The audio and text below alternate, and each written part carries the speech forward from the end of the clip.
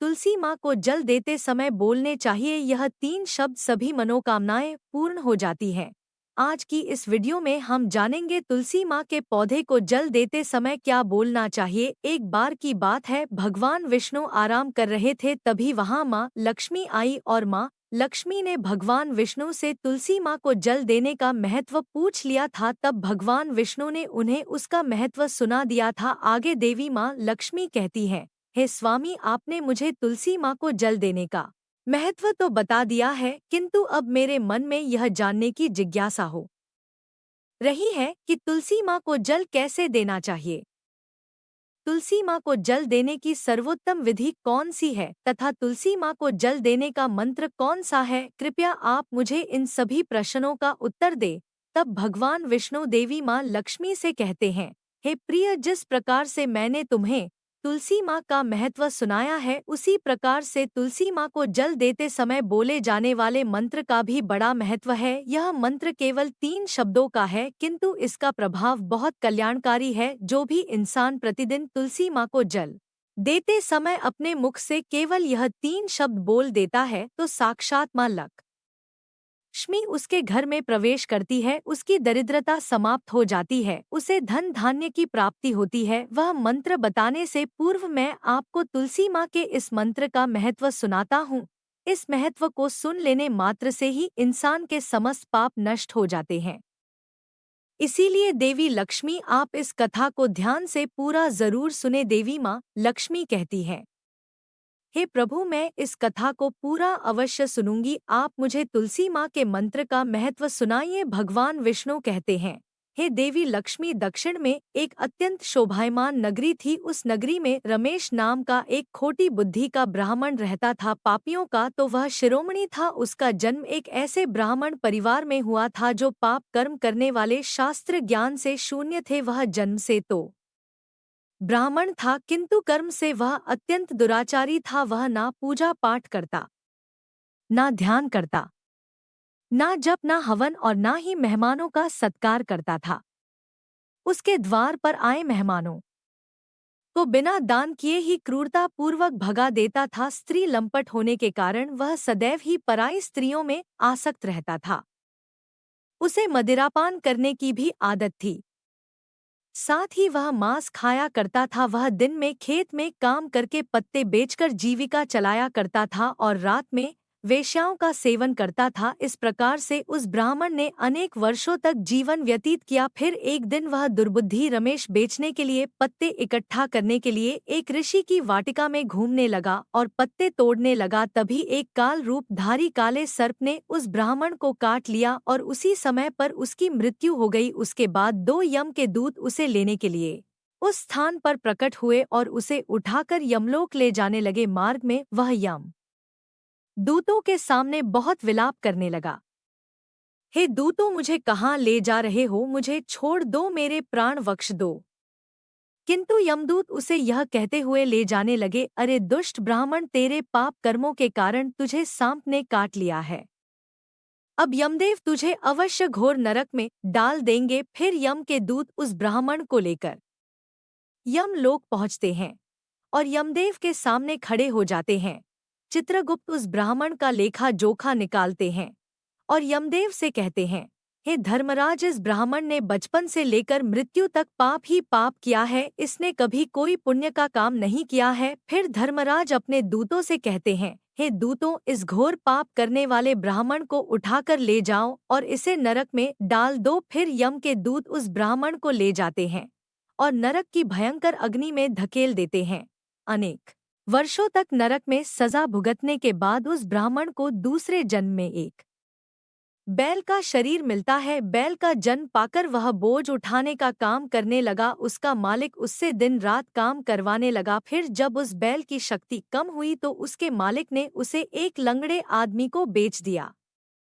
उस लंगड़े आदमी ने उस बैल को खुद का बोझ उठाने के लिए उपयोग किया। वह उसकी पीठ पर बैठकर घूमा करता था। इस प्रकार से उस बैल ने 8 वर्ष तक उस लंगड़े आदमी का बोझ उठाया। फिर एक दिन वह लंगड़ा आदमी उस बैल की पीठ पर बैठकर किसी ऊंचे पर्वत पर जाने लगता है। उस पर्वत पर बहुत देर तक चढ़ने के कारण वह बैल बहुत थक गया, उसकी शक्ति क्षीण हो गई और कुछ समय बाद वह बैल बहुत जोर से मूर्छित होकर जमीन पर गिर पड़ा और अंतिम सांसें लेने लगा। तभी वहां पर खड़े लोगों को उस बैल पर बड़ी दया आ गई और वे उसके मुख में पानी डालने लगे। फिर उन लोगों में एक पुण्यात्मा व्यक्ति था, उसने उस बैल का कल्याण करने के लिए अपना पुण्य उस बैल को दे दिया। उसे देखकर अन्य लोगों ने भी अपना अपना पुण्य याद करके कुछ पुण्य उस बैल को दे दिया ताकि उसे मुक्ति मिल सके। उसी भीड़ में एक वेश्या भी खड़ी हुई थी। सभी लोग अपना पुण्य उस बैल को दे रहे थे ताकि उसे मुक्ति मिल सके। उसी भीड़ में एक वेश्या भी खड़ी हुई थी। सभी लोग अपना पुण्य उस बैल को दे रहे थे। यह देखकर उस वेश्या ने भी अपना पुण्य उस बैल को दे दिया। कुछ देर बाद उस बैल की मृत्यु हो जाती है। फिर उस स्थान पर यमदूत आते हैं और उस बैल के शरीर से उस ब्राह्मण की आत्मा को निकालकर यमलोक ले जाते हैं। यमलोक ले जाने पर उसे यमदेव के सामने खड़ा किया जाता है और फिर चित्रगुप्त उसका लेखा जोखा देखते हैं तो वे आश्चर्य में पड़ जाते हैं। उस वेश्या के द्वारा उस बैल को दिया हुआ पुण्य बहुत बड़ा होता है। उस पुण्य के प्रभाव से सभी जन्मों के पाप नष्ट हो जाते हैं।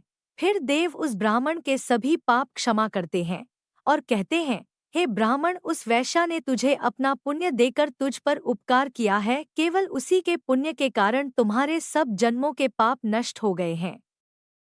और यमदेव उसे फिर से इंसान जन्म प्रदान करते हैं। इस बार वह पृथ्वी पर आकर एक उत्तम ब्राह्मण कुल में जन्म लेता है। उस महापुण्य के प्रभाव से उसे इस नए जन्म में अपने पूर्व जन्म की बातें याद आने लगती हैं।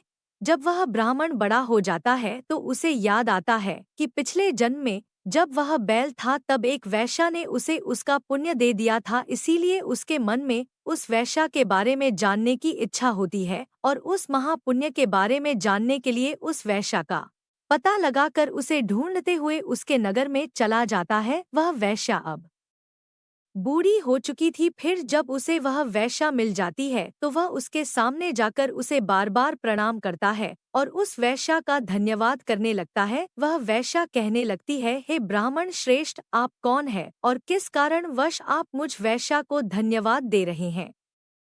मैंने आपका कौन सा कार्य किया है जो आप मुझे नमस्कार कर रहे हैं? तब वह ब्राह्मण कहता है, हे माँ, मैं वही बैल हूँ जिसे तुमने अपना पुण्य दे डाला था। अपने पाप कर्मों के कारण मुझे पिछले जन्म में बैल होना पड़ा था। उस पर्वत पर जब मैं मर रहा था तो तुमने मुझे पुण्य दिया था। तुम्हारे पुण्य के प्रभाव से ही आज मुझे फिर से इंसान जन्म मिला है। तुम्हारे द्वारा दिए गए उसी पुण्य के कारण मुझे अपने पूर्व जन्म की सारी बातें याद है। किंतु हे माँ, मैं आज यहाँ पर यह जानने के लिए आया हूँ कि तुमने मुझे उस समय पर अपना कौन सा पुण्य यह दिया था जिस कारण से मेरे सभी जन्मों के पाप नष्ट हो चुके हैं। मैं उस पुण्य के बारे में जानना चाहता हूँ। तब वेश्या ने कहा, हे ब्राह्मण श्रेष्ठ, मैंने तो अपने जीवन में कोई पुण्य के काम नहीं किए हैं, किंतु मेरे घर में एक तोता है जो पिंजरे में रहकर हमेशा कुछ बोलता रहता है, जिसे सुनकर मेरा अंतकरण पवित्र हो गया है। उसी तोते के द्वारा बोले गए मंत्र का पुण्य मैंने तुम्हें दान में दिया था। फिर वह वैश्य और वह ब्राह्मण उस तोते के पास जाते हैं और उसे पूछने लगते हैं, हे शुक, तुम कौन सा मंत्र बोलते रहते हो जिससे हमारे जीवन का उद्धार हुआ है? यह मंत्र तुम्हें किसने सिखाया और इस मंत्र का क्या अर्थ होता है? तब उस तोते ने अपने पूर्व जन्म का वृतांत सुनाना आरंभ किया। वह तोता कहने लगा, हे ब्राह्मण श्रेष्ठ, पिछले जन्म में मैं एक ब्राह्मण था। मैं अपने ज्ञान के अहंकार में अंधा हो चुका था। मैंने कभी गुरुजनों का आदर नहीं किया, सदैव ही उनका अपमान किया। मुझे अपने ज्ञान पर इतना अधिक घमंड हो गया था कि जिस कारण से मेरा क्रोध बहुत अधिक बढ़ गया और मैं सभी से द्वेष करने लगा, अन्य मनुष्यों को तुच्छ समझने लगा, विद्वानों का भरी सभा में अपमान करने लगा। फिर कालांतर में मेरी मृत्यु हो गई और मुझे यमलोक ले जाया गया। पूज्य जनों और गुरुजनों का अपमान करने के कारण मुझे तोते के कुल में डाल दिया गया और मेरा जन्म एक तोते के रूप में हो गया। मेरे पाप कर्मों के कारण छोटी अवस्था में ही मेरा अपने माता पिता से हो गया। फिर मैं पेड़ की डाल पर बैठकर रो रहा था तो उसी स्थान से कुछ मुनि जा रहे थे। उन्होंने मेरी दयनीय पुकार सुनी और मुझे लेकर अपने आश्रम में चले गए। वहां उस आश्रम पर उन्होंने मुझे एक सुंदर पिंजरे में रखा और मेरा अच्छी तरह से ख्याल रखा। वे मुझे प्रतिदिन भोजन दिया करते थे और पढ़ाते थे। उस स्थान पर वे ऋषि मुनि, उनकी स्त्रियां और बालक सभी प्रतिदिन तुलसी माँ के पौधे को जल देते थे और उसके सामने एक मंत्र का जाप करते थे। उन्हीं के मुख बार बार उस मंत्र को सुनकर मैंने उसे रट लिया और तभी से मैं उस मंत्र को जान गया हूँ और वही मंत्र मैं दिन रात बोलता हूँ। उस मंत्र के प्रभाव से मेरी कभी मृत्यु नहीं हुई और मेरी आयु 100 वर्ष की हो गई और मैं इतने वर्षों तक जीवित रहा।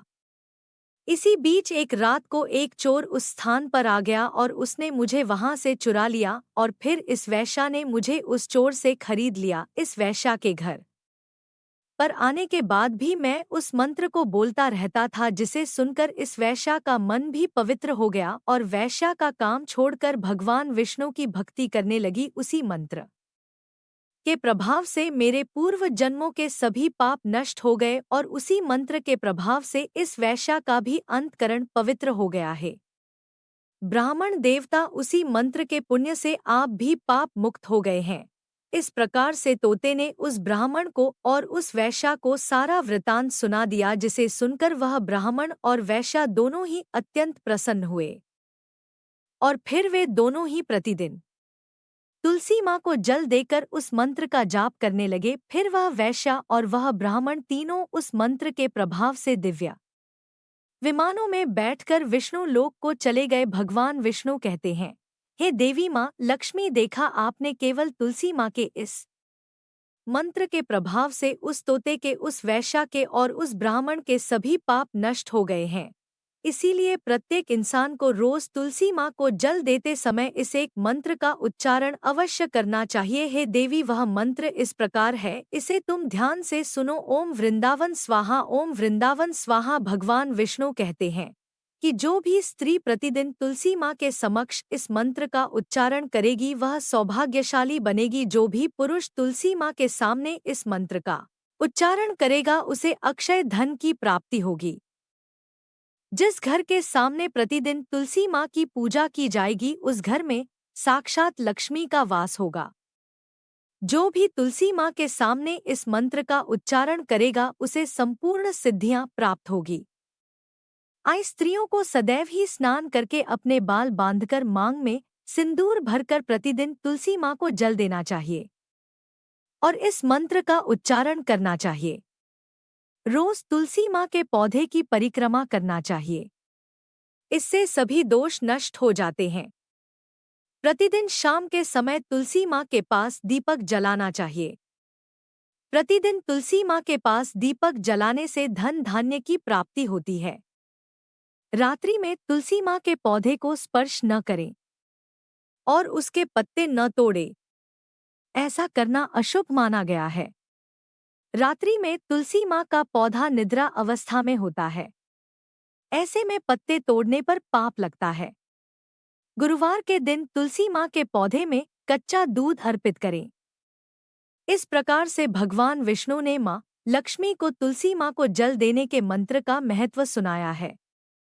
अगर यह जानकारी अच्छी लगी हो तो चैनल को लाइक और सब्सक्राइब जरूर करें। धन्यवाद।